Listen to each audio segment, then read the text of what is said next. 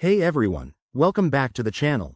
Today, we're diving into a comprehensive review of ATFX, the popular Forex and CFD broker, specifically looking at its pros and cons for 2025. Whether you're a seasoned trader or just starting out, this video will help you decide if ATFX is the right fit for your investment strategy. Let's kick things off with the positives. First, one of the biggest pros of ATFX is its competitive spreads and low trading costs.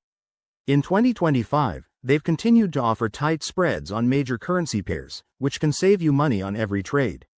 Another standout feature is the wide range of trading instruments available.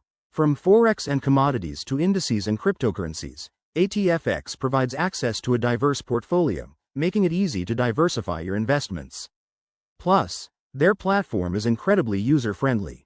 The MT4 and MT5 integrations are smooth, with advanced charting tools and mobile apps that let you trade on the go. On the flip side, let's talk about the cons to keep things balanced. One major downside is the potential for high leverage, which can amplify both profits and losses. Great for experienced traders but risky for beginners.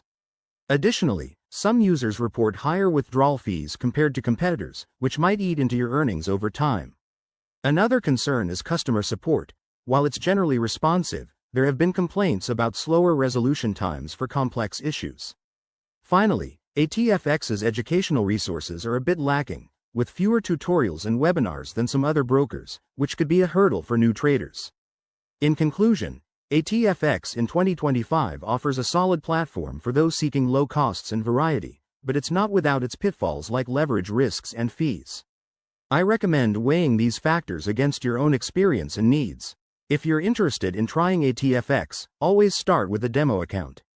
Thanks for watching. Hit that like button if you found this helpful, and subscribe for more trading reviews. See you next time.